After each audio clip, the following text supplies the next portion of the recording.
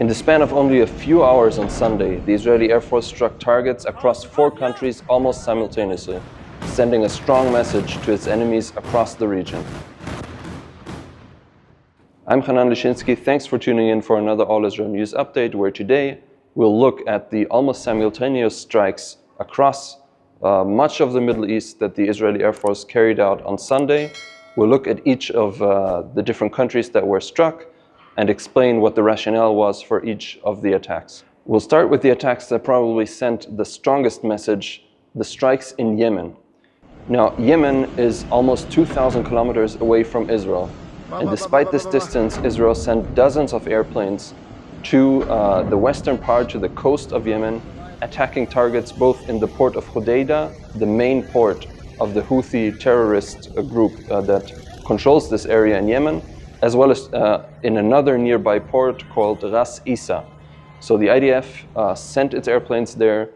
They even had to refuel because of the great distance that is involved in traveling all the way to Yemen. It's, as I said, 2,000 kilometers south of Israel. And according to the IDF and different media reports, we can say that the IDF struck port installations, it struck oil installations, power plants, apparently even an airport. And according to IDF sources talking to Israeli media, these strikes have for now crippled the ability of the Houthi rebels to export oil and thus earn money, which then fuels its terror activities. So for now, the Houthi rebels appear to be crippled. Despite that, they of course claim that the attacks failed.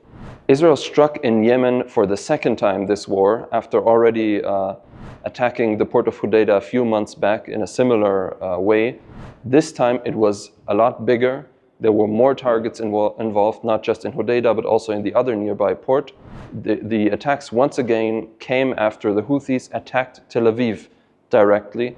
This time, only last week, they shot 3 ballistic surface-to-surface, large, very dangerous missiles at Tel Aviv. All of them were intercepted, but this is a clear escalation, and Israel decided that now enough is enough, and they struck the Houthi rebels in their home in Hodeidah and Ras Isa, as I said. The message sent by the attacks in Yemen is twofold. On the one hand, Israel clearly signaled to the Houthis and to other Iranian proxies across the region that enough is enough, and the tit-for-tat responses that we saw over the past months are over. This time Israel attacked with a large scale, a wave of airstrikes, and this sends a clear message to the proxies, as I said, that enough is enough, and Israel will not tolerate the incessant small attacks that we've seen over the past months. On the other hand, Israeli officials emphasized several times the great distance between Israel and Yemen, and all of the time hinting that the distance between Israel and Iran is smaller than the distance covered between Israel and Yemen.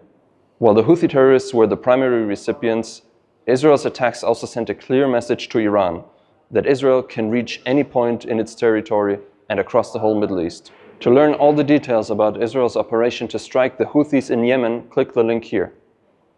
Now let's move to Lebanon, where amid the thousands of strikes of the past few days, there were 2 especially noteworthy strikes in the night between Sunday and Monday. The first one of those targeted the Hamas leader in Lebanon. Now, Hamas has a branch in Lebanon, a local branch that acts as an arm of the overall Hamas organization. The boss of this Lebanon branch was killed in an airstrike in the city of Tyre during the night. According to Lebanese reports, Fatah Abu Amin was killed together with his family in an airstrike on the Palestinian camp, some call it refugee camp, in Al-Bas in the city of Tyre during the night. While commanding Hamas forces in Lebanon, Abu Amin, in his daytime job, acted as the teacher union chairman of the UNRWA teachers in Lebanon, once again highlighting the highly problematic nature of the connection of the United Nations Agency for Palestinian Refugees with Palestinian terror groups.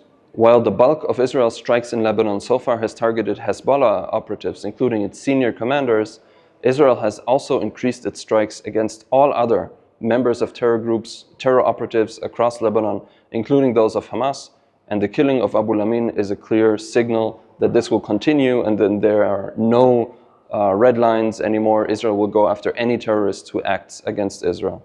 Reinforcing this message, another Israeli strike targeted PFLP terrorists, killing 3 of them in Beirut.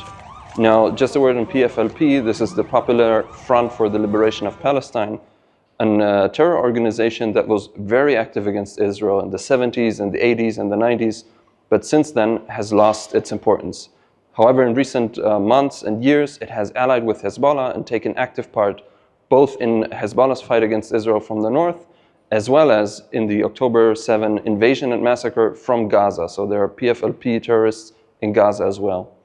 Now, this strike is noteworthy, not just because PFLP terrorists were targeted, but also where they were targeted. This strike, early on Monday morning, signals the first time that Israel has struck in the city of Beirut itself. Until now, all of the attacks that targeted most of the senior Hezbollah commanders, including the one that killed Hassan Nasrallah in the organization's main bunker, all of them were carried out in the Dakhye district. This is a southern neighborhood of Beirut, which, according to what I have seen even in Lebanese media, is often not referred to as part of Beirut proper, but as a suburb of Beirut. This is, of course, arguable, but the strike yesterday signaled the first time that Israel struck in the heart of Lebanon's capital, Beirut.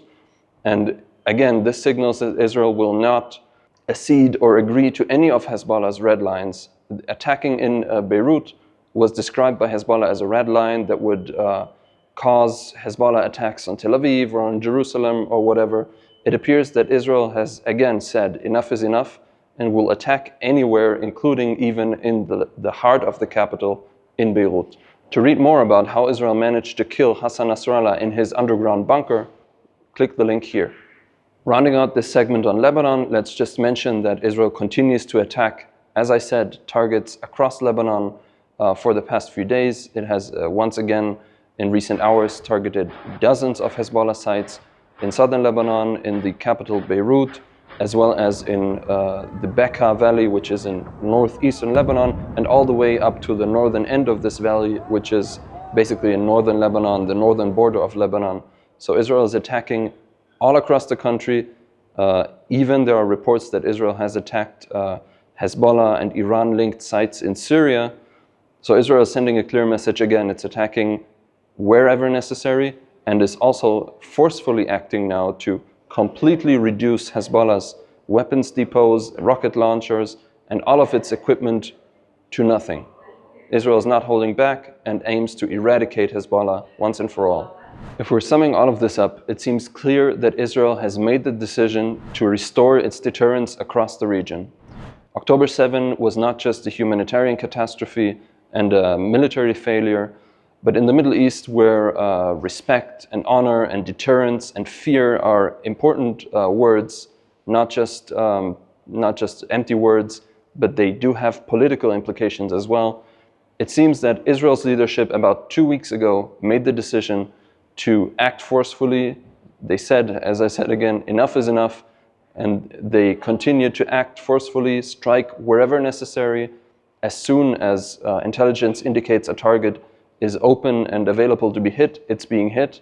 And this is how Israel and its military have operated these past 2 weeks and have now almost completely eradicated Hezbollah's senior leadership, as well as numerous terrorists of other organizations in Lebanon and Syria.